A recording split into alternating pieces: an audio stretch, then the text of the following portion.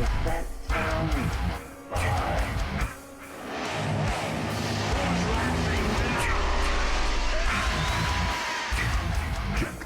What's the boogeyman? Welcome back to the Moonjuice Metal Horror Podcast where we live and breathe heavy metal and horror, but are not afraid to shit on both of them. I'm Matt. I'm Mike. So, Mike and I went back to the theater again to go see a movie that hasn't gotten a shit ton of hype, right? Except for from the people who saw the first one and liked it.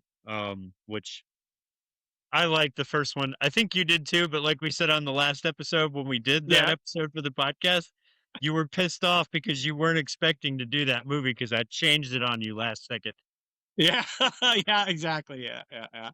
That's why I was a little bit pissed off at the movie. Yeah. But it was good, right? I mean, yeah. The first movie was a good movie. The premise and the plot of the whole thing are really well thought out, and I don't think there's another movie like it. And I think that's why it stuck out to me. Yeah. Well, actually, there is another movie like it. There's this one in the hotel that just came out, Matt. It just came out? Yeah. They Will Kill You or something. We saw it also a few times in the movie. Yeah. Remember? Yeah, right. But what I mean is when this one came out, there was not another movie like it. So They Will Kill You kind of feeds off of the premise of this film. Yeah. Although I'm not really sure how much. Like, I'm not sure how much of the story they used. You know, I have to be very honest with you. If I see the trailer, it looks like just a flat out ripoff of Ready or Not. Yeah, it does. It's literally the exact same. It's the exact same plot, except I just put it out. No, you didn't say the name of the movie. Yes, I did. You did? No, I said Ready or Not. Yeah. That still gives away what this is because this is part 2. Yeah, sucks. Yeah. It's okay. We didn't get to tap dance around that one a whole lot. That's all right. It happens. So yeah. Mike, what movie are we doing? We are doing Ready or Not 2. Right. See if you can agree with me on this. There are a lot of horror movies or just movies in general where you have the first movie and it's decent, right? It's a good movie. Yeah. Everybody seems like it. And then the sequel comes around and you can tell that it's just a cash grab because either it's not written well or the acting's not good. You can tell that their heart wasn't in it, or it's like more low budget, right? This is one of the few instances in horror films where I can say the second movie is much better than the first one, in my opinion. Well, when we left the theater, you said you liked this one better than you did the first one. I did. I like the movie. It is a good movie. Yeah. I'm just not sure if I would say from my point of perspective that it's better than the first one. I would say more equal than better.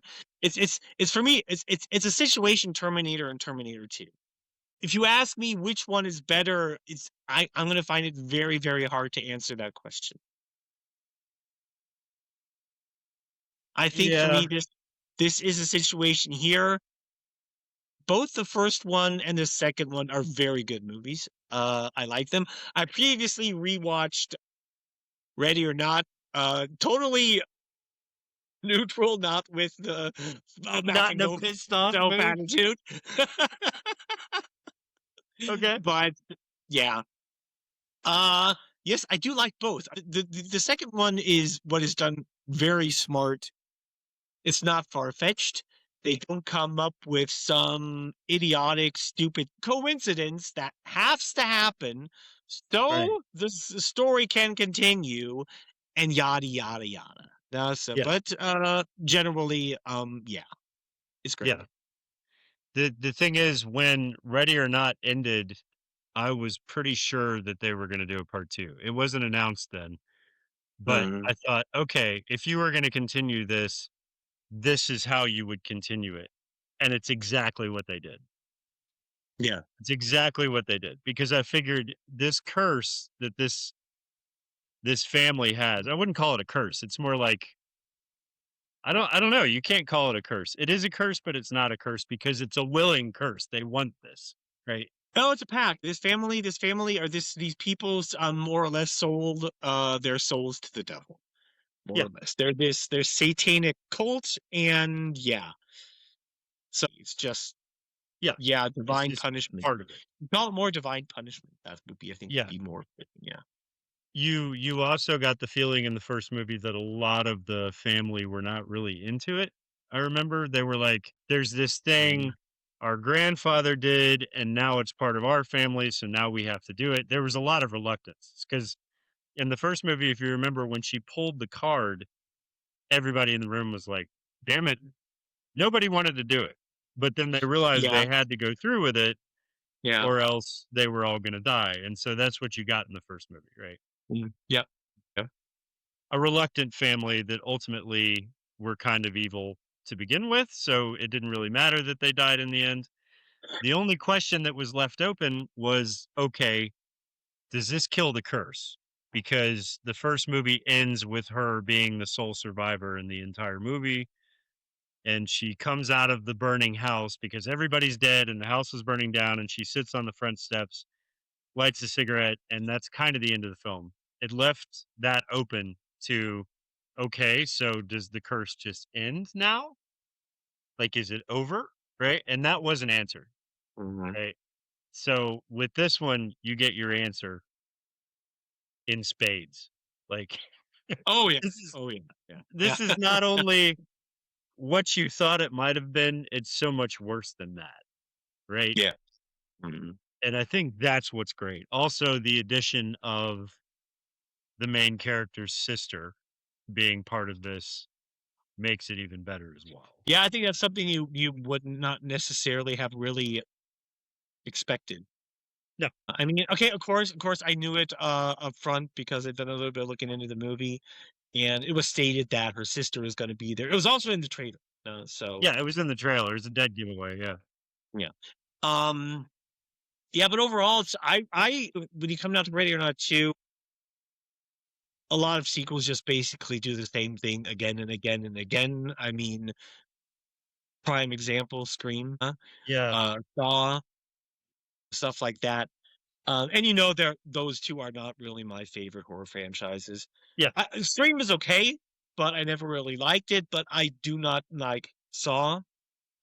Mentioned it Yeah. multiple times because I do not appreciate horror movies when they're just slaughter. Yeah. It's just torture Yeah, porn, yeah, basically. yeah. I'm not into Um, it either. and that's what this movie, how the story continues with this family, or it's not the family. It's like it's an entire cult, an Yep. entire organization behind it that several different families are attached to. It's just like the way this story is written is it organically happens and it makes sense. Yes. Yes. It's not it's basically of course the same type of situation, but it's not the exact same plot and the exact same premise. Right. Specifically also due to the fact that the rules have entirely changed because in the original thing it went from we're probably going to get into the rules more Oh exactly. yeah. We have to because it's central. There were different types of games could be played, and she picked out Yeah. the hide and seek. This is specifically something that only happens occasionally, and due to the events in Ready or Not, this entire cult has to choose a new leader, and that's Yes. basically done by a human hunt. Right. Specifically a human hunt that has now gone into overtime because this player survived and she is now the target of the other families that are part of this cult. It's Yeah, like yeah. the best way to describe this thing is if asymmetric video games is a good way to go. Like you got the one person that's supposed to die, but they live, so now everything goes into overtime. Players can be brought back, but instead of bringing back players that already died, those players are now the next family in line that are part of this curse. And so now Ah, they've entered the game, reluctantly entered the game, right? yeah. You get the feeling throughout this movie that there are a lot of them who don't want to be there as well, much like the first movie. Like they don't really want to be part of Yeah. this, but they realize they have to be if they don't want to die, because that's also part of the rules, right? But there are players in this that do want this because they want to be the new leader. And so now, instead of having a bunch of reluctant players that now have to take this one person out, you have reluctant players and then players that are all about it. And so that dynamic makes it interesting as well. And it was a brilliant way to go. Yeah. Yeah. But we can get into the rules because we have to. Like, I'm going to have to go down through these rules and be like, okay, so remember all this as we're going through the movie because Yeah. it's super important to the plot. And there were times in this film where I was not necessarily confused, but I was just like, okay, so if that happens, then this should happen, right? And then they'll explain it to Mhm. you. Yes, if this happened, now this is the new rule. Yeah. So as Yeah. certain things happen, the rules change. It's a little bit mind twisting, but it works because it keeps you engaged through every scenario that happens in the film. Yeah. And that's Mhm. brilliant. I love that. Anyway, before we get into any of that though, if you like the podcast and you enjoy what we Oh, do yeah. and you want to support us because you love horror and heavy metal, then please click the like, follow us, and hit the bell so you can get any updates when new Yeah. videos are out and all that good stuff. And please Mhm. comment because we love answering comments. Oh yeah. And then we have to get into your name butchering thing, Yep. Mike. Exactly. The ritual of name butchering. Okay. Okay. Now, let's just There go are through a the lot of people. actors in this. Holy fuck, dude. Yeah. Yeah. I mean, there are a lot of actors.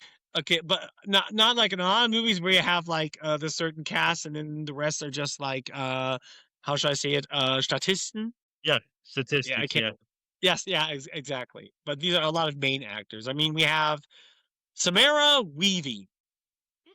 Um, we have Catherine Newton played Faith Macaulay. yeah.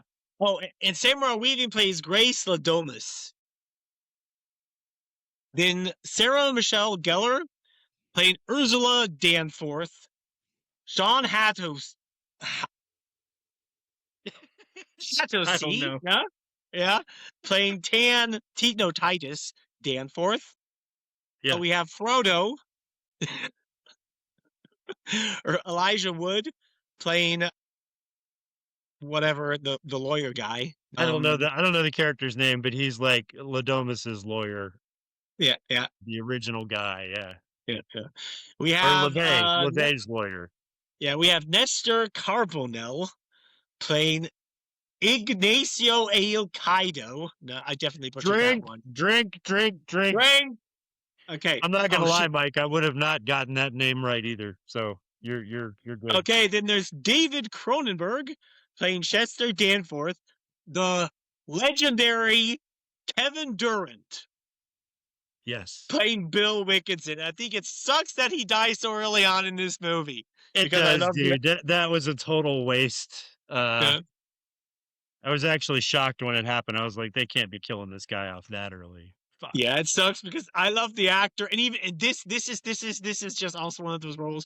He plays totally eccentric and crazy idiots or complete fucking assholes so Yeah. well. Yes. I love this guy. In pretty much Oh, every he's movie great. he's been in, he's been amazing. Yeah. Yeah. We have Oliver Chang playing Wan Chang Sing. There's another drink. Duh. Yes. That maybe. Maybe. We have Maya J playing Francesca L something else. Another drink. We have James Vanderbilt, Dan Biney playing Kip Danforth, Varun Saranga playing Madhu Rajan. God. Mazza Litzdek playing Martina Rajan. We have Nadeem Umar Kitab playing Vera Rajan. And Anthony Hall playing Wan Cheng Fu. Okay. Holy crap! Everybody's drunk. Yes. To be fair, those are a shitload of really weird names. But whatever, dude. It's okay. I'm not sure how many drinks that is. I'm gonna have to go through it. I don't know. Enough. I think that I've done enough name butchering today. Yes, yes, we're good.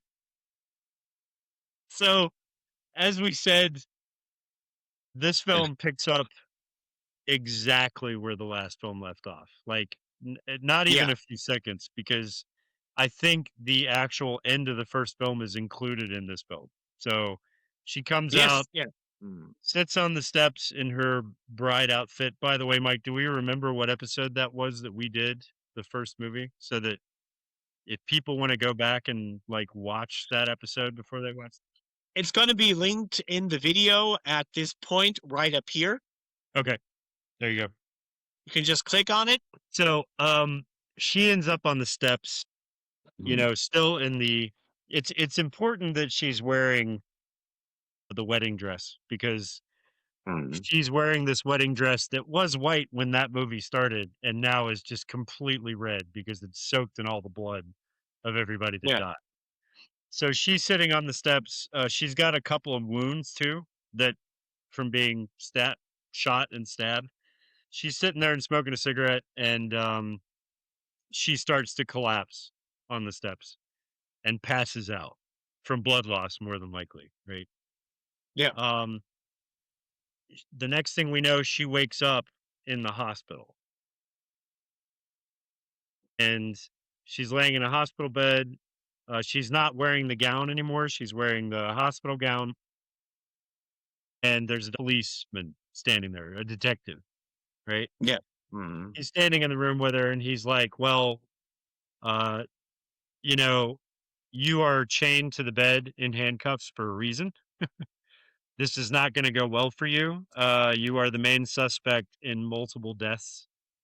There were two sets of human remains that were found at the property that was burning where you were found. You're the only person that could have done this stuff. So we're going to figure it out." So she's basically in police custody, but in the hospital, right?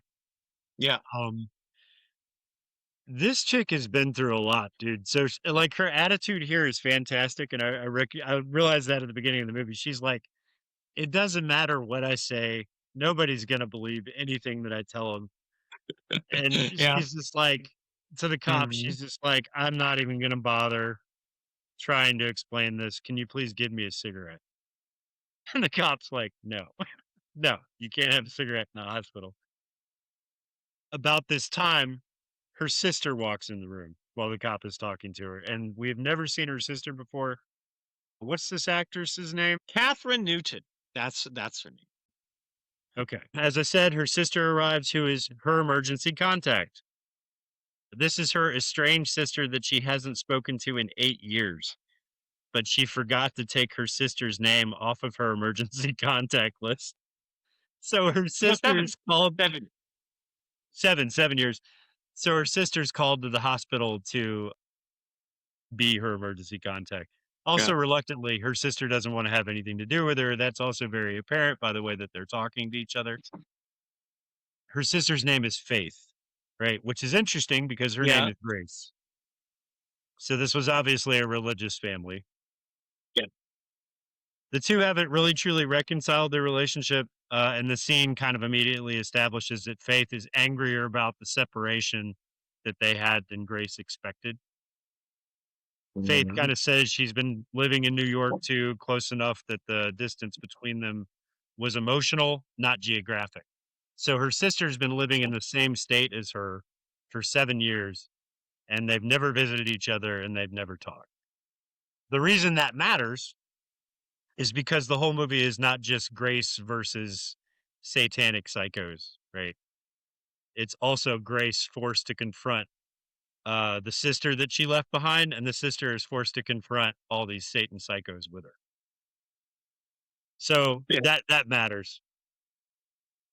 After that little discussion in the hospital, we're kind of introduced to the council of this satanic group of people. Yeah. So in the first movie, we got the family and we kind of got the cult explained to us a little bit, right? Yeah. but not Yeah, a really. little bit, yeah. Yeah, just a little bit. The sequel kind of cuts away from the larger cult structure. It's a council of elite families who all serve this guy named LaBelle. Yeah. And LaBelle was mentioned in the first movie. He's the guy who he was basically the cult leader, but the guy's dead now, right? Hmm. But if you were in No, this cult, the Bale is the Satan guy or whatever. yeah, he was the Yeah. cult leader. Yeah, but he's not dead. I thought LaBelle was dead because No, he's the guy that we see. LaBelle is the entity. He's not dead. Because Okay, they mention it multiple times, like I mean, one scene where Grace makes the one guy swear on the name of LaBelle. yeah. He is clearly So LaBelle is basically Satan then. basically, or something, or some say, I don't know, something like that. Okay. The way that I read it, he was the cult leader that they all signed a deal with for this stuff, and then he Yeah, passed on. exactly. But he didn't die in the other one He because didn't he die. wasn't part of Okay. it. I think that because we keep seeing him, but kind of in ghost form. You know what I mean? Yeah, we've only seen him in ghost form. We've only seen him in ghost form. Yeah. Okay. Uh, so the current holder of the high seat is Chester Danforth, right? And Yeah. he's played by David Cronenberg. When the Domas line was wiped out, which was the name of the first family in the first movie, when they were all killed, the council realized that the high seat is back in play. So now everybody that is tied to this family curse now has the ability to take the seat if they want to. But the only way to Yeah. take this high seat is by playing this game. Um, Chester's children, Ursula and Titus, which that's Sarah Michelle Gellar's character, Yeah. and the brother who I can't remember the actor's name, but fucking awesome actor. He's in a show right now called The Pit, where he plays a doctor, and the guy's just a fucking incredible actor. He does a Okay. great Yeah. job Yeah. in this film too. So Chester's children, Ursula and Titus Danforth, do something immediately nasty, but also pretty smart. They kill their own father so that the twins, not the old man, can enter the hunt first. Right. But So it's not like that point because usually it's only one family member that is allowed into the game. right, But due to the fact that they're twins, they can both enter, and that have right, a higher chance of victory. right. And so the cool thing about this is I don't think this was their idea. This was their dad's idea. When we're first introduced to the dad, he's kind of an older man, probably in his early 90s, I would assume. And Yeah, he's sitting in front of a TV, multiple TVs, right? I love this scene because you have to wonder what if the world is actually like played this way. He's obviously rich. He's living in a mansion. He's sitting in front of multiple TVs. One of them has the news on in front of him. And there's a ceasefire in a war that's not a real war, but it's a made up war for the movie. There's a ceasefire during this war, and he picks up his phone and says, "Discontinue the ceasefire," and hangs up. And then the next scene you see on the news is ceasefire halted. So this guy controls part of world politics and say so. So it's kind of that big I love it because it's kind of that big fear that everybody has right now that the world is controlled by really evil bad people. And that's what this guy is. He is the next in line to play this game and technically has to play this game if he wants to live because everybody's going to, like we saw in the first movie, everybody explodes if they decide to leave the game or if they lose. He realizes he's too old to play the game and he can't do it, but he does have, his son and daughter that are both twins. And he's like, even though he doesn't say it, he's like, hey, if you guys kill me right now, then you guys can both play because you're both twins. You were born at the same time. You have an advantage over everybody else because there's two of you. So they put a pillow over the old man's face and fucking kill him. And so now they're in play in the game. This kind of tells you exactly who these people are. They're not just like rich cult freaks, but they're rich cult freaks willing to murder their own dad over satanic inheritance law, basically. yeah. That kind of also gives the movie one of its reoccurring jokes, which I like. The council members are constantly acting like this is a formal aristocratic ritual, but Yeah. underneath all of it, it's just petty, greedy lunatics. You know what I mean? And the fact that everything is headed by this lawyer played by Elijah Wood is just hilarious because it's done very formally, like very formally, Um, very by the books. He's always got the book in front of him, reading what is said and what you can do and can't do, and all these fucking idiots that are surrounding him that are just out for like money and power. By the way, Elijah Woods, I think I said it to you during the film. Has this guy aged at all since Lord of the Rings? no, he Like kept one the ring. fucking That's day? he. No, he kept the ring. That's why. That's. I'm serious, dude. He looks exactly like he did fucking 20 years ago. I know it's crazy. So, well, if you look at pictures now, he is getting gray hair, and he has gray hair. So, but from his face or whatever, yeah, he does not really look like he got his getting. Well, that's why there's the jokes being made on the internet. Did Frodo at the end of the movie actually? No, they're even conspiracy theories, fan Yeah, theories, and conspiracy theories that Frodo never actually destroyed the ring and he kept it, and he kept it. That's why Elijah was just like the things with Tom Cruise, that he's Yeah, actually a vampire because there's the one kid that played the movie with him, Toby Maguire, I think, yeah. and that kid now Uh, is an adult and looks older than Tom Cruise does now.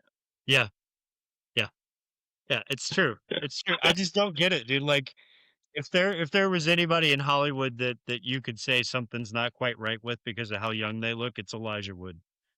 That just blows my mind, man. Like Tom Cruise, you can kind of see he's aging a little bit, but this guy looks the same as he did in all the Lord of the Rings movies. So I'm gonna say he kept the ring, just like you say. Yeah.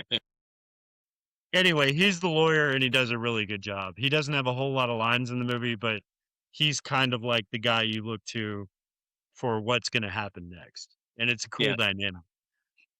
Because when somebody dies and everybody knows they die, they automatically all turn their heads and look at him and he's like, "Oh, it says right here," you know. It's cool. Mm, Before the official game begins, right? All of these family members are being all these people of these families are being called to be told, "Hey, the high seat is now up for grabs." And so that means you now have to play. So we're kind of introduced to all the families that are part of this, and some of them are reluctant and some of them are like, "Hell yeah, let's do this," right? yeah. There's one guy, and this is your favorite actor.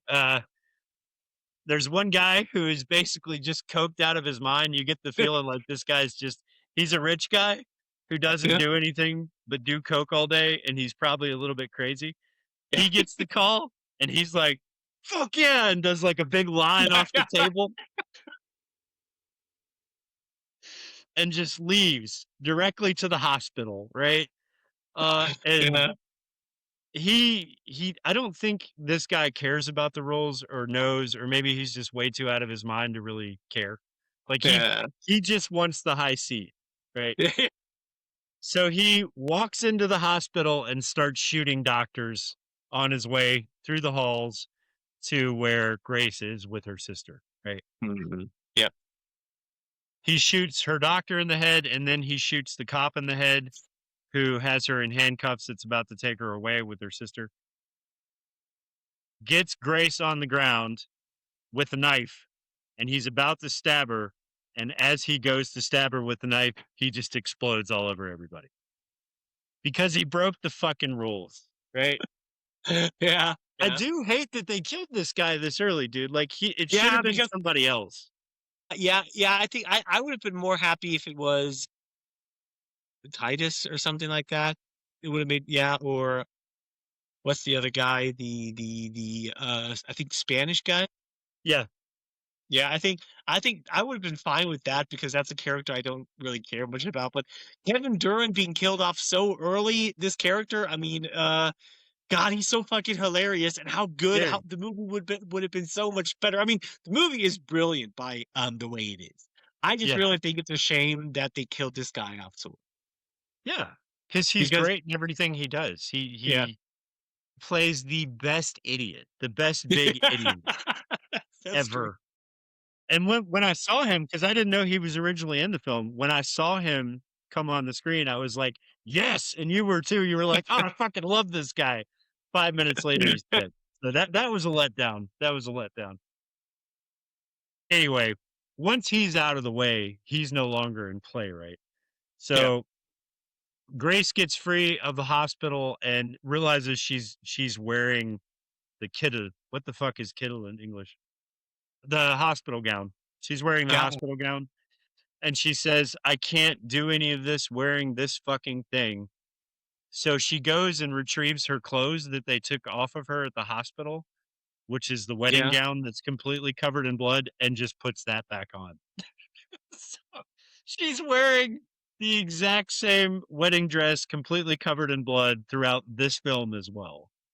Yeah. And I just think it's a cool look. Like if we don't see people dressed as her for Halloween this year, I'm going to be disappointed. But at this point, Grace and Faith are leaving the hospital because they want to get the fuck out of Dodge. They figure, okay, if we can get Yeah. out of here, which her sister now believes her as to what's going on. She really has no choice. So she thinks if we can get out of here and get away, then we'll be okay because these guys are not going to be able to hunt us and they're all going to die. Right. So Yeah, they're yeah. about to get away. Right. But ultimately, they're captured and taken by the Danforth twins. They show up, Mm. No, bags it's over it's their head. Elijah Wood. It's Elijah Wood that shows up and captures them. It is? Shit. Yeah, yeah, I forgot yeah. that. Because Okay. they gas them because they throw like these gas grenades into the Right. hallway, and he comes walking in with gas masks. That's right. So they gas the hospital and take them away. So they're knocked out. Mm. Um, they wake up bound and gagged in front of the council at LaBelle's lawyer's house, I assume. Yeah. I think it's his house, right? And this is where the lawyer Elijah Wood, with his ring of power, lays out all the rules to everybody, right? Mhm. To where everybody understands how things are going to work from here on out. And this is kind of something I wanted to read because without this, you're really kind of lost throughout the film. It's not like a big long read, but for me to try to explain it to everybody, it's going to sound crazy. It's better if I read it. Yeah. So by surviving the Domas family's hide and seek game in the first movie, Grace accidentally triggers a rare council bylaw that puts the council's supreme position, the high seat, up for grabs. The winner gets the seat and a ring tied to enormous worldly power. Grace does not get to refuse the game once Faith's life is threatened. So Faith is there with her sister, and she says at one point while she's tied to the chair, I'm not going to play. What if I don't want to play? And a woman walks up to her sister, who's also chained and gagged next to her, puts a gun to her head, and says, we'll kill your sister if you don't play. So Grace is now forced to play anyway to save her sister's life, which is Mhm. fucked up. But it's cool because that's what I originally thought. And that's the reason why the sister's there. Because if they had Yeah. not brought the sister into this movie, there's no way she would have played along. No, they You would know have what I had to mean? kill her, and They yeah, would have had to especially. kill her. Yeah. But also as the point is she was brought into as Grace says, to slow her down. Right. Which is smart on their part because Mhm. she does slow her down, but ultimately they kind of get away with it. Grace has to survive until dawn, just like before in the first movie. The Yeah. council families have to kill her before sunrise to win. Right? Mhm. Only only the oldest active member of each bloodline can start the hunt. So when the hunt starts, it has to be the oldest person in that bloodline from the families that are there to start.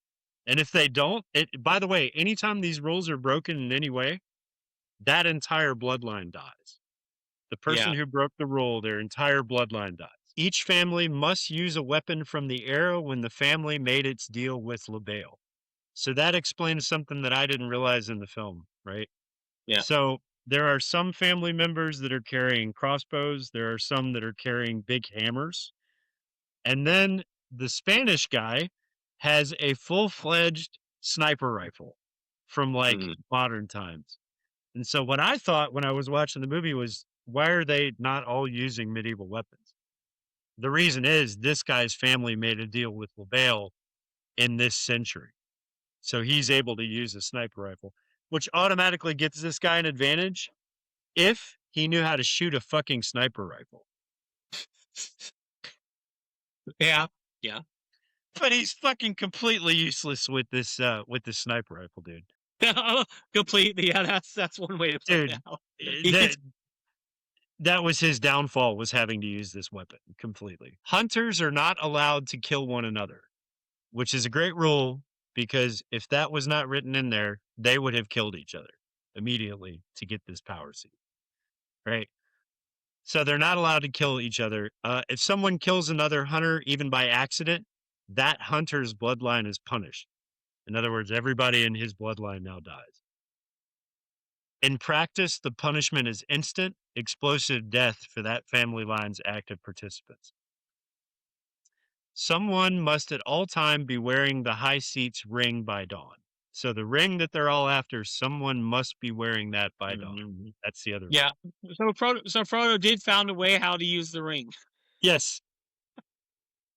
I thought that was great. I was thinking that this whole film. I was like, that actually is the ring. He just found a cool use for it. Yeah. Yeah. They're told that LaBelle will get very upset. That's all they say. He'll get very upset if no one is wearing the ring. We don't really know what that means yet, right? Yeah. The big loophole here that comes in, and this is something that is not talked about at first, right? This comes in as the movie is going through. And we all know, like, legal loopholes. Legal loopholes appear because somebody forgot to write in a rule or didn't think about a specific scenario that might happen, right? The big loophole is that if Grace marries into one of the council members' families, the game ends immediately, right? That family that she marries into claims the high seat and Grace gets to live. That loophole is discovered and weaponized in the second half of this movie. And that right there is brilliant. I love that. I love that they put that in there. It does cause kind of an unbelievable scene during this film. But that rule works. I like that rule. Yeah. Okay. So now that we got the rules out of the way, the hunt is about to begin, right? And the hunt begins on a golf course because, of course, these assholes hunt people on a golf course. Oh, yeah. The lawyer reads the rules that we just talked about. The elders sign the book. Everybody that is an elder in this family, so the oldest person of each family, has to sign their name in a book with their own blood, and they have to thumb stamp it, right? Yeah. And this is kept by the lawyer for the future so that everybody can look back and say, okay, these rules were followed. This is how it happened, because this is going to continue until the end of the earth if something doesn't stop it, right? Grace, of course, is handcuffed to her sister when she wakes up on the golf course, on the grass. They both wake up and they're handcuffed to each other. This was done, like you said before, to slow her down. If she's attached to her sister, she's not going to be able to get around as quickly, or at least they think, anyway. The families who are not on the field watch through windows and security cameras inside while drinking and spectating like it's some elite murder sport, right? Yeah. So the family's all inside and they're watching on monitors their eldest family members try to kill this girl. The first wave of hunters include Ursula and Titus Danforth, Wan Chen. Oh, God. See, now I'm fucking up names. I'm going to make people drink. Dude, how did you say it? No, Wan Chen Zing. What? Wan Chen Zing. Wan Shenzing. I think Wan Shenzing, yeah. Yeah, Wan Shenzing. Viraj Rayan and Ignacio Elcado. Dude, I just made people drink 3 more shots. Oh, yeah. So they're all out. They're all out hunting them on the golf course, and they all have the weapons of their families, right? Yeah. The Danforth even cheat again by taking the golf course first, leaving the others behind for a moment. Yeah. So Mhm. they actually get ahead of everybody.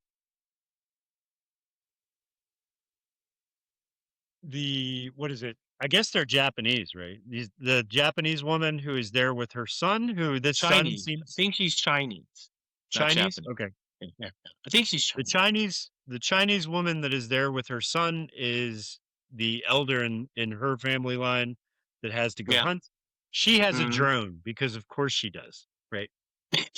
She sends the drone. Yeah.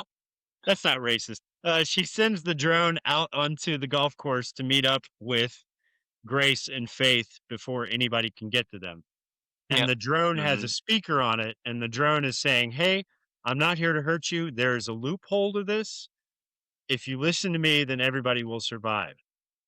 Yeah. Before she can speak that through the speaker, the other family shoots the drone out of the sky.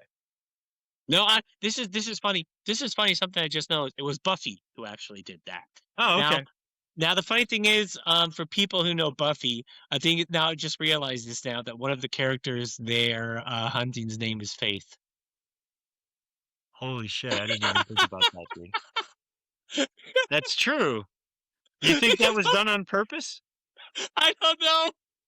But It had to be, right? how much over like multiple seasons Buffy and Faith had a fucking beef with each other? And Jesus now Sarah Christ. Michelle Gellar is hunting down cold-blooded a girl named Faith.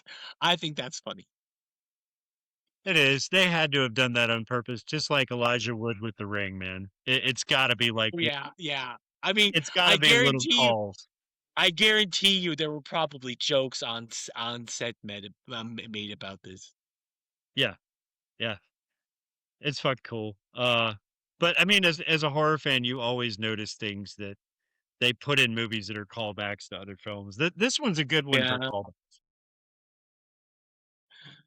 So as these girls are handcuffed to each other, they're running through the woods, but you have to understand they don't really like each other much at all. So they're arguing the entire time when they should be trying to get away and trying to hide. They always yeah. get stopped by the fact that they're arguing with each other, and this almost gets them killed, right? And then they run into the woods, and then is where they're chased by Titus and Buffy. Yeah, yeah, Exactly. I think yeah, Titus. You're right. He yeah. attacks It's Titus. them. He attacks him. So he attacks, but for whatever reason, they're able to fight him off. Right? I think they Yeah. knock him out and get away. Uh, the rest of the hunters start to kind of close in on their position. The Spanish guy whose name I can't remember, but the actor is from Lost, right? Yes, He exactly. he Yeah. has his sniper rifle and he sights them. He sees them, right? Yeah. But Mhm. as he's shooting, he shoots one or two shots and they're really lazy shots. They land nowhere near them. And the family that's upstairs watching this, his son is like, that asshole has the best weapon and never practiced ever. Otherwise, we would have already won. Every shot this guy fires misses. It's Yeah. he sucks. He's not a very good shot. When they realize they're being shot at, they run into kind of a gazebo area that's on the property that has a Yeah. grill. It has a grill with a propane tank, and it's just a standard grill area.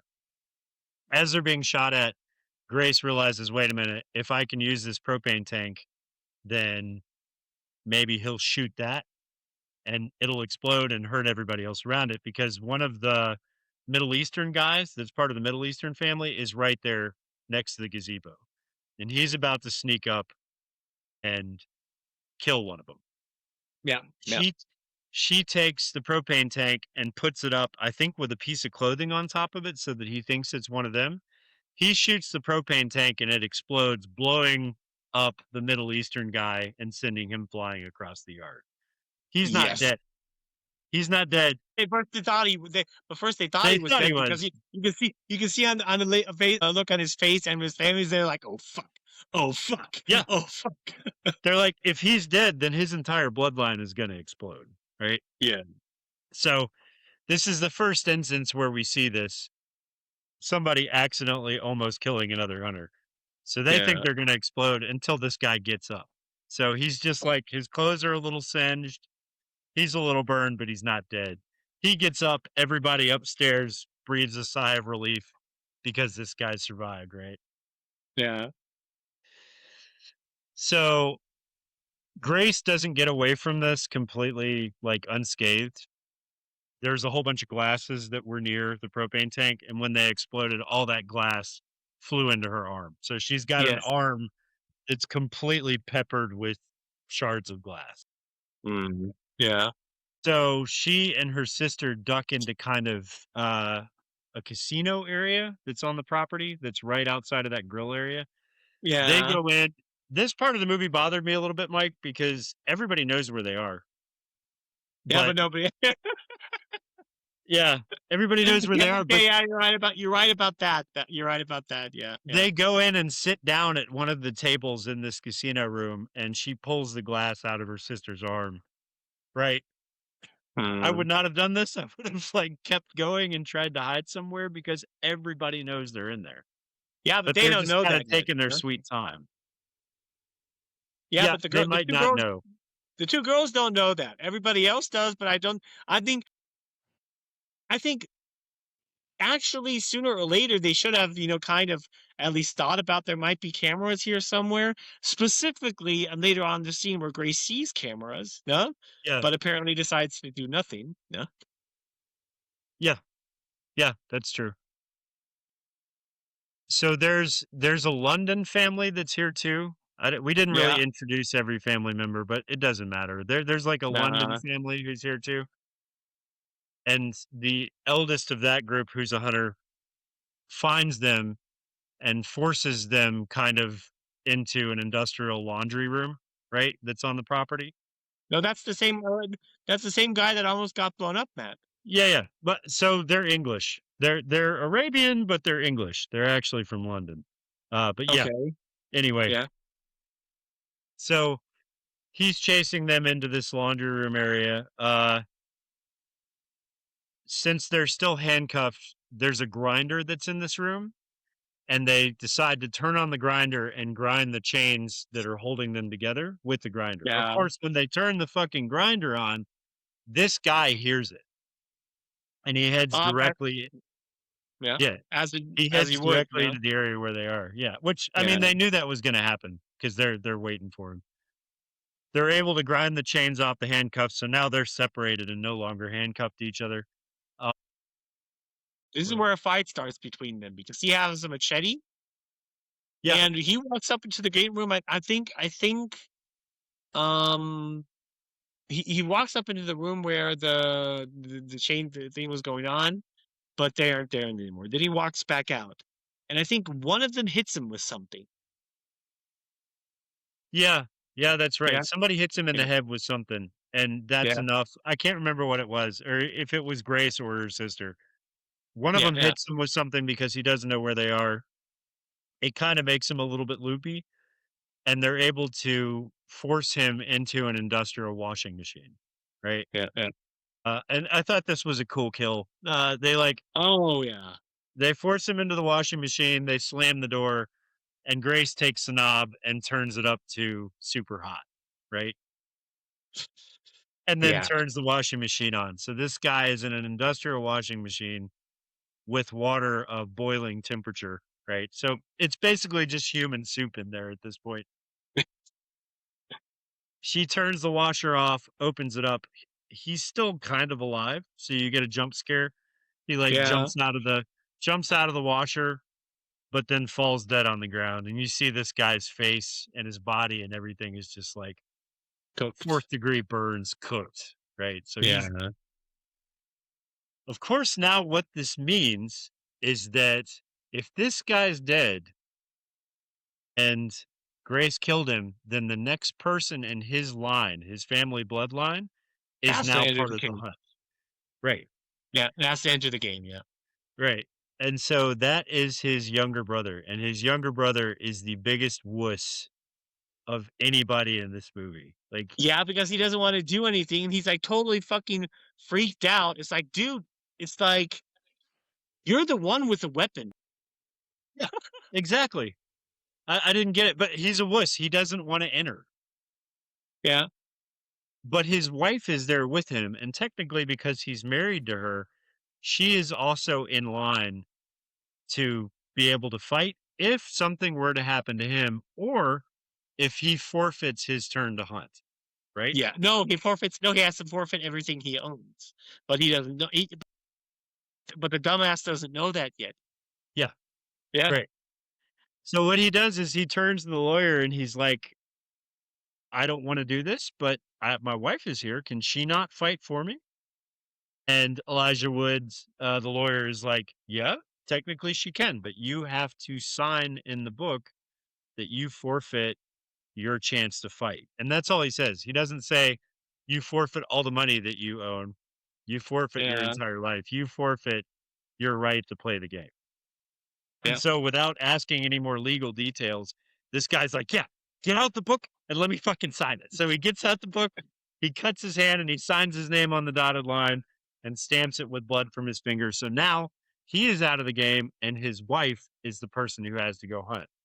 By the way, Yeah. he did not ask his wife if she wanted to do this at all. No, he just did it. He just did He it. just did it. Of course, she does not want to fight. She doesn't want to be part of this and she can't stand her husband. So once he's told that he doesn't have access to any of his money or his fortune anymore, she realizes that she does have access to it. So she gets in a car and fucking leaves. Yeah. And in doing so, she also lets the girls out of the compound that they're in because she gets in a car and drives straight through the gate that they're trying to get through. Yeah. So now they're open to the rest of the property. Right? Now the property's huge. They were contained kind of on the golf course that had a big wall around it. But now that gate is open, they're allowed to get into the rest of the compound. And this compound's fucking huge. Yeah. This thing is Totally. probably the size of 2 football fields. That's how much property this guy owns. At this point, Grace and Faith find a phone from the guy that they put in the washer, right? They get his phone out of his pocket and they're like, okay, if we have a phone, we can call 911 and we can get somebody out here to save us. So they call 911 on the phone. And when they do that, that call is automatically forwarded to Sarah Michelle Gellar's character. Yeah. Yeah. Because she made sure that she had forwarding during the game on everybody's phone. So she answers the phone as if she's 911. She says, yes, welcome to 911. What's your emergency? Grace tells her we're being hunted by a bunch of people. Please send somebody out here to help us. This should have been a clue because Sarah Michelle Gellar never asked where she was or what her location was. She just said, Yeah. okay, yes, go to the front gate and there'll be somebody there waiting for you. Right. Yeah. Yeah. Yeah. So she hangs up the phone and that's it. Now they know exactly where they are. They know that they're at the front gate. Before the ambush fully closes and those two guys, the twins, are able to make it to the gate where these guys are, the Chinese woman meets up with them, right? And she comes in, she drops her weapon, she says, hey, I'm not here to kill either of you. I was trying to explain to you that there is a loophole, right? And if you go through with this loophole, then you guys are free and nobody dies. So they hear her out. They're like, okay, so what is this loophole? She says, my son is here with me, which, by the way, her son is a total idiot.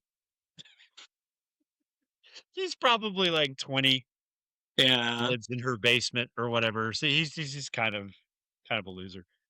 But she says, if you marry my son, then you're free. And so she's actually thinking about it. Like Grace is actually thinking about it. She's like, okay, so if I marry your son right now, this will end and that's all of it. She says, yeah. So Grace is thinking about it. But then eventually she refuses, right? Survival on those terms would mean joining the same evil family that already ruined her life. So that's why she Yeah. chooses not to do it. that refusal is a key character moment because Grace doesn't just want to live, she wants out. She wants out of all this shit. So this woman dies by accident, and I can't remember how. Do you remember? Because they get into a fight. I mean, I think the Spanish guy shows up. And they start getting into a fight, and this Chinese lady is holding this katana, and Grace just takes the katana while the Chinese lady is holding it and stabs the other guy through the neck with it. That's right. That's right. So the Spanish guy shows up in the room. The woman's holding the katana, and she stabs it through his neck. So now, effectively, one hunter has killed another hunter. Yeah.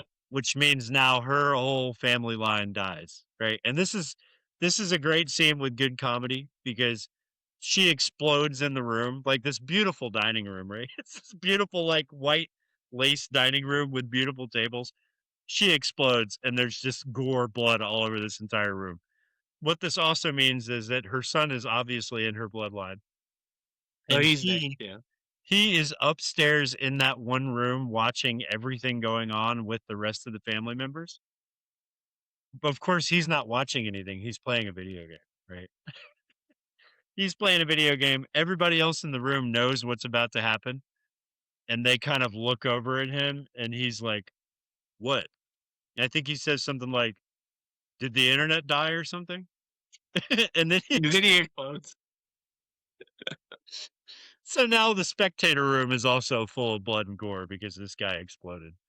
Yeah. It's a good scene, dude. Like there's good comedy in this fucking film. So Grace and Faith kind of break again. They have another argument about like survival and what they mean to each other. This is a basic girl fight where both of them piss each other off, and one of them's like, "Well, fuck you," and she leaves. Yeah. So now But then, Grace is on her own, and Faith is on her own. this is but what brilliant part comes in here. This is now like from the Arabian family or the British family. The oldest daughter enters now, and the oldest daughter was with the guy that Grace married in the first part. Right. Was together with before her, but apparently he left this woman for Grace. Exactly. And she just wants to fucking murder her. Yeah. She doesn't care about the hates it. power or whether she just wants to murder her. Yeah. So the most hilarious shit. She comes into this wedding room, pulls up a fucking rocket launcher, and is like, Yeah. "I'm gonna get you." She shoots in the wrong direction. No. However, It like this is goes this way. She's got it, and you're expecting it to blast her, and it just shoots fucking brilliant. I mean, dude, this is the best part of the movie because the British girl gets pepper sprayed because I guess Grace or Faith had it, whatever. Yeah. Now, hilarious thing, I think the British girl sprays the pepper spray into Grace's eyes. Grace rips it out and sprays the pepper spray into her eyes. Right. This scene so brilliant. Both of them are fucking blind, can't see shit. Yeah. And they're just hitting at the air and everything. Occasionally landing a punch. The British girl tries to knock over Grace, but flies over a table, vice versa. And during all of this, yeah, from Bonnie Tyler, Total Eclipse of the Heart playing in the background. It is the best scene in the movie. I was laughing my ass off. Because it's one, like you said, they're both kind of just doing the windmill. Like they don't know where the other one is. They're just slapping the air, and all you see are the two girls like passing each other back and forth, like not hitting each other, and the whole time the song's playing. Fucking brilliant scene. This movie's got a lot of fucking humor in it. What actually happens is at the same time, Faith goes running out of the room and gets into a fight with Titus. Right. This fight, this is happening at the same time that Faith and the other girl have their blind bitch fight. Right. Titus almost beats Faith, almost kills her until Buffy comes in and says, "Oh, we can still use her, whatever." No, so then they manage to use Faith as bait. Mm-hmm. Grace, on the one hand, now is almost run back to front gate and wants to leave but is looking for her sister because she thought her sister left before her. She doesn't know at this point that her sister was captured. This is where Titus contacts over the speakers. He speaks with Grace. I thought it was because she still had the cell phone. Doesn't he call her on the cell phone? It might be the cell phone or the speakers, maybe. Yeah. Maybe. One of the two. One of the two. Yeah. Maybe. However, Titus calls Grace. He says, "Here we have your sister, and if you're not here within 10 minutes, we're gonna kill her." No? Yeah. Grace notices that she sees a weapon in the closet at the guard's house. So she opens up, and it's a shot. Right. Yeah. So she takes it, walks back to the casino place, wherever it is. Then this girl says something to her. She just pulls up the shotgun and shoots her. That's right. Because she had basically kind of gotten the upper hand on her in the dining room, and I think knocked her out. And when she ran away, this girl woke back up. So she's, like you said, she's walking back, and this girl does not expect her to have a shotgun. That's what's so great about it. She walks out, says something to her like, "Hey, bitch," blah, blah, blah, and she just fucking shoots her, dude, with the shotgun. And I remember this is the first time, and I either said it to you or Chrissy in the theater. This is the first time she's actually killed somebody in one of these movies. She made it through the first whole movie without killing anybody. Everybody ended up killing themselves in some way, right? She didn't have to kill anybody. This is the first person in this entire series of movies where she actually shoots somebody. So I just thought it was cool that she shoots the chick that was going to marry her husband that is now dead. Okay. Right. So then she walks in with the shotgun in front of the twins who are holding her sister hostage. You're going to have to help me remember, is they're on another side of a wall with the door in between her and them. Am I right? About that happens, but there's shortly something happens before that because Grace is now walking in this building where they're holding her sister Faith, and she just walks in with a shotgun, blowing everybody that she somehow has a problem with. Walks into the room where the other family members were that did not participate in the hunt. Yeah. He comes across the one guy that signed off everything he owned to his wife, and he's like, "Oh no, I'm not part of this," blah blah blah. However, she doesn't care and lets him go and goes into the other room. Starts pointing the shotgun at the people like, "Oh, where is my sister? Where is my sister?" The young British Arabian kid leaves the room. You think he's running away. What doesn't happen later on? I'm not exactly sure what happened. However, a lot of the other people that were not really involved in this in the fight, they run away, except for the British kid that comes back with two full automatic handguns. Yeah. It's Dan's speech. This is so funny because you do not expect this from this kid that's probably 12 or 13 years old. She's However, like 12, she starts she runs, of course, and hides until this kid basically just blows out all of his ammo. She manages to get into another room, and this is where she notices that her ammo was out. Yeah. And because this one kid is now hunting her with machine guns, she hides herself in a meat locker. Right. And then there comes the scene where you're talking about, because this is where they all get around to get her. Titus comes up with his sister and is pressing his sister against the window and holding a gun to her head. And then if you don't come out now, we're going to shoot her and blah, blah, blah, blah, blah. Right. And he starts count down to from 5 to 0, whatever. Yeah. And shortly before he gets to 0, Grace says, "Okay, I'll come out if you promise to marry me." And at first, all of a sudden, he's like, what? Totally confused by that. Then she explains the loophole to him. Yeah. And then he looks over and Elijah's standing next to him, and Elijah just nods. Yeah. Yeah, that's a loophole. Yeah.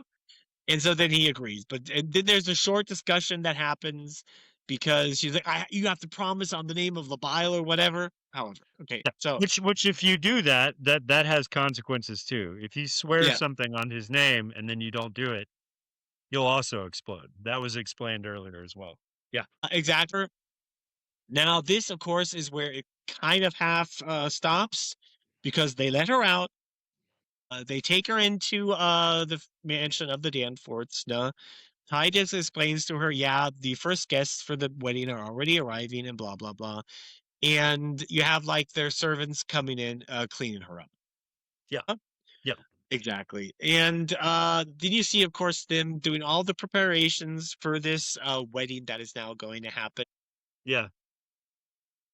Buffy comes in to speak with Grace and has a Right. short discussion with her that, that her brother, she can't control him, that he's a total fucking psychopath. Which we And that saw because he was yeah, gonna kill her sister for no reason yeah, at all. He's just beating the shit yeah, out of him. Yeah. yeah. And he says, you and me together, we can control him. You're not like people like us. You have hope. Grace just looks over to her and says, no, you've destroyed that part of me. Yeah. Right. Titus also overhears this entire conversation, comes in and starts attacking his sister, and just kills her. Breaks her neck. Yeah, he chokes her to death, breaks her neck. Yeah. Yeah, yeah. This Just guy's a shows fucking what kind. asshole. Yeah, it just shows what kind of a fucking psychopath this guy is. Yeah. She's totally like shocked by it. Does not really know. You can see that Grace is shocked. Yeah. Then it cuts back to the room where pretty much everything started. This satanic, what's it called, catacomb. Yeah, this is a cool scene. I like the way this whole room looks. Like the detail in this is awesome. Yes, it is. It is very, very well. Then you have, like, of course, the wedding now going down. Yeah. Grace is coming down in a black wedding dress while her Yeah. sister is being held there, and her sister is like, don't do it. Don't fucking do it. Yeah. But, of course, Grace is going to do it because she wants to save her sister, Right. obviously. However, the wedding shortly goes down. It's like basically a satanic version of pretty much every other wedding you've seen. They It both is. die with their blood. It's a And wedding with satanic verses, which is interesting. I yeah, don't think yeah, I've seen this done before. once the wedding is done, now this is something I did not expect what was going to happen. Either it's a great Grace twist. Grace takes the pen that they used to sign and stabs Titus to death with it. Yep. And shortly before he dies, she says, because she repeats something that Titus said when he killed his sister. There's nothing in the Yeah. rules about killing other family members. And then she says, Right. well, there's nothing in the rules about killing other family members. Right. And then she And we pulls off noticed the this because he killed his sister and didn't explode. So we yeah, know that you can kill family members. That's yeah, where she yeah. got this. Yeah. Exactly. However, she just takes the ring off his finger and puts it on her own and is like, this means I'm the boss now. And Elijah Woods, I mean, I love Elijah's role in this is brilliant because he just sits there as a total neutral observer going, mm-hmm. Yep. Yeah. Yep. Mm-hmm. That sounds Mhm. right. Yep. He It's plays the brilliant. great lawyer, dude. Just no emotion whatsoever. He's just like, yeah, those are the rules. Yeah. Yep. Yep. So it's just so I can do whatever I want. He's like, yeah, yes, absolutely. And then she says, okay, my first, what's it called? My first command as the leader of the head seat. Yeah. It has a head seat. Is I remove myself from the head seat. Everybody's shocked, like, what the fuck? This is the only where you see emotional reaction from Elijah because he didn't expect it. Yeah. Where he says, like, well, yeah, there's nothing that says she can't do that. Huh? And then Right. they're like, he's the leader now. And then Elijah says, whoever wears the ring by sunrise. By dawn. And Yeah. then Grace pulls off the ring and throws it into the pit. And it's like, go get it, motherfucker. Yeah, the thing to remember here that we didn't mention is in this room where the wedding took place is a seal on the ground, like a satanic seal, and it basically takes up the whole room. Now, they were supposed to sacrifice a goat and throw the goat carcass down the hole. So Yeah. this seal on the ground opens up to reveal this huge pit that's just full of dead, rotten goats, right? That's where she throws the ring. And I love that because that only means one thing now. If you want the head seat, you have to be wearing the ring by dawn, which means you have to go down in there into this fucking pit full of blood and bodies and goat carcasses and find this ring. And so we get this fucking great scene of everybody in the room except for her and the lawyer diving into this pit to go get the ring. Fucking brilliant, dude. It's fucking brilliant. This whole setup is great. Yeah, I mean, it ends as you expect you would. You have like countless people in this pit fighting over the ring, killing each other. Once one gets it, the other stabs him before he can put the ring on, and all of that. And during all of this, you see just Faith and Grace basically looking at Elijah and say, "Now we're done now." And then Yeah. Elijah looks at him and says, "Yes, you're free to go. You're free to go. Yep, go. That's You can it. go. Fine." Yeah. Then you have like them walking up the stairs. They turn around shortly, and this is when you hear everybody starting to explode. And so you have like this blood fountain come out of this pit. What is brilliant, by the way. This is the scene from Army of Darkness at the beginning where the blood just spews out of the pit. Like, Yeah. It's exactly what that scene is. This blood fountain eruption comes from the hole in the ground and just like spews all over the ceiling and all over the whole room. It's funny as hell too. Like it's a brilliant scene. Or then you have like the one guy that didn't get out, that sold everything up to his ex-wife coming into the room like, "Oh yeah, and I got out of this because I gave up everything. I'm no longer." And why he's totally happy in the middle of how he got out of it, he explodes. Yeah. In front of Faith and Grace. And for the short thing, they first thought that they were going to get out of this without getting in a mess. No? However, they walk up the stairs, then they shortly turn around, and then you see for a very short second again, Labile appearing. Now, looking at them, smiling. Now, Yep.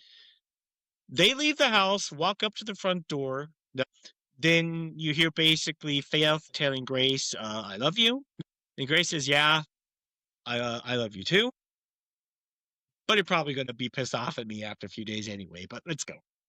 Yeah. And then they walk out the front gate, and that's the end of the movie. That's the end of the movie. Yeah. Dude, fucking brilliant. Brilliant. It is. It's great. It's a great movie, yeah. I left the movie thinking that I didn't think there was going to be like any big surprises in this or any really good twists. But the twist in this at the end is just it's fucking great. It makes the whole movie. There was also enough comedy peppered into this film, right and left, to make it funny. Yeah. So probably more than anything, it's a horror film, but it's a dark comedy, basically. Like you're gonna go into this laughing up until the last scene. Ends really well done. Also, something Mike pointed out to me that I did not know. The actor that plays Grace, right? She is the niece of what's the actor's name? Lord of the Rings. Hugo Weaving. Yeah, Hugo Weaving. Right? I did not know this. I've actually liked this actress for a while. She was in a few other horror movies. She was also in Ash versus the Evil Dead for like 3 episodes. She's a horror actress. Yeah. Really? I never noticed her in that movie. Yeah. She's in season 1. She's one of the campers that shows up at the cabin when Ash and everybody are back there. And they get lost in the woods, so they have to stay in the cabin with Ash and the other 2 for 2 nights. Yeah. And she does a fucking great job, dude. Like she's excellent. Yeah, she's a great actor. But yeah, she is the niece of Hugo Weaving. And I didn't know that. And I don't think that she's come out and said that a whole lot because she probably didn't want to ride his coattails as an actor. But no, probably that. And she probably also didn't want to be labeled as a nepo baby. Right. It's just like Lily Rose Depp hasn't really mentioned in any interview who her dad is, even though everybody knows. Everybody knows who her dad is. Yeah. Yeah. And I think, but how should I say it? This is with Lily Rose Depp. I mean, everybody knew she was Johnny Depp's daughter, but with Samara Weaving, I had no clue. I didn't either. At all. And I don't think anybody knew. And she just casually, nobody knew. Interview. She just casually mentioned it in an interview. Yeah. Yeah. And she's great. I mean, like everything I've seen her in has been amazing. So if she's going to be in any more movies, I'll go see him. Yeah. She's a brilliant actress. I mean, so far, I only know her from Ready or Not 1 and 2, but those movies are both brilliant, and I have to say I really love her work so far. Yeah. Yeah. Yeah. I do not think this movie is going to get a sequel. I think this is it. Of course, I have been wrong in the past. Let's just say I really hope they don't do a third movie. Well, Not yeah, because because I this think one was bad, but because if they do a third movie, that is strictly a cash grab yes, probably. Yeah. Yeah. because the story here is done. Yeah. Uh, Yeah. That's kind of the thing. That's kind of the thing when you make a sequel. Why a lot of sequels are bad is one thing if it's unclear how the story ends, or if it's open for a sequel, but they're just stories that are just, yeah, it's the end, yeah, more or less. yeah, So that's just kind of why a lot of sequels just never live up and sometimes are just awful compared to the original ones, because you have a story that ended and then you forcefully try to continue. yeah, Terminator, prime example of that. yeah, And yeah, it's just like, I don't know, but that's also why I would say with here, definitely with 2, it's the end of the story. And it's great. It's perfect the way it ends. yeah, Yeah. yeah. Um, there's a few sequels to horror movies, and I wanted to say it here because I'd kind of like to see if someone maybe comments and tells us what they think. But I mentioned it to you already. There are some sequels from IPs that are good, and there's some sequels from IPs that are not good. Um, Alien 3 was one of those in contention with everyone. And I know we've brought it Yeah. up over and over and over again on this podcast why that is, right?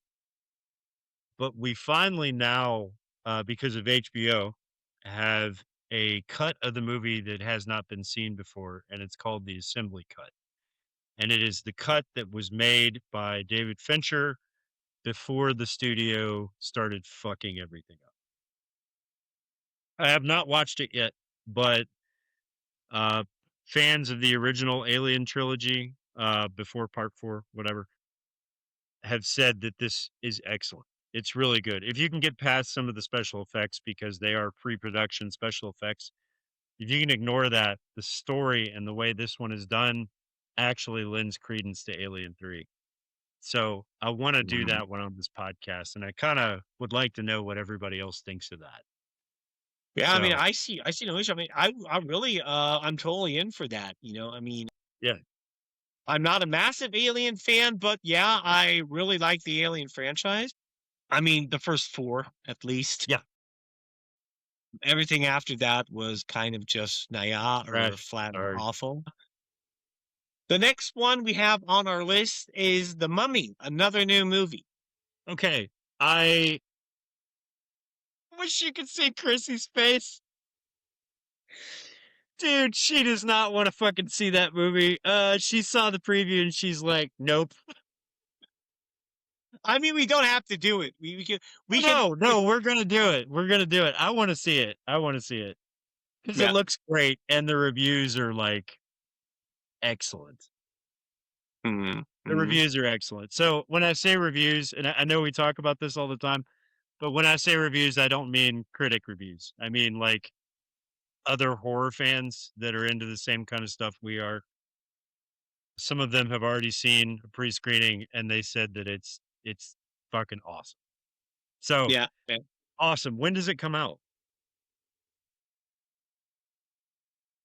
I'm not sure, but we have it on our list for the next episode. So So it's got to come I out guess this week, right? probably because I checked the movies with newer movies when they come out. Nah. And then I set them on our list at that specific time during the time they came out. Nah. Okay. The Mummy. I'm gonna just put in 2026, 2026. So it shows me the right movie because it shows me the one with Brandon Fraser. That's a great movie, by the way. But Yeah, yeah, um, but this has nothing to do with those movies at yeah. all, obviously. Okay, April 16th. I think that would be end of the week. No, actually, Yeah. it's Thursday. Okay. Thursday when it comes out. Yeah. So Mm. Okay, cool. So yeah, next movie's The Mummy. If you want to know about that one, stick around. Also, ready or not to, if you were on the fence about seeing it, there's a very good chance you're going to enjoy it. So go see it. Yeah, it's a great movie. Yeah, I highly recommend it. Yeah. Yeah. Is there anything else you want to say about this film, Mike? No, so far not. I'm good. Yeah. Okay. Awesome film. So yeah, catch us next time for The Mummy. And until then, I'm Matt. I'm Mike. And we'll see you around. Yeah. See ya. The blackest dies. The darkest dies. Simply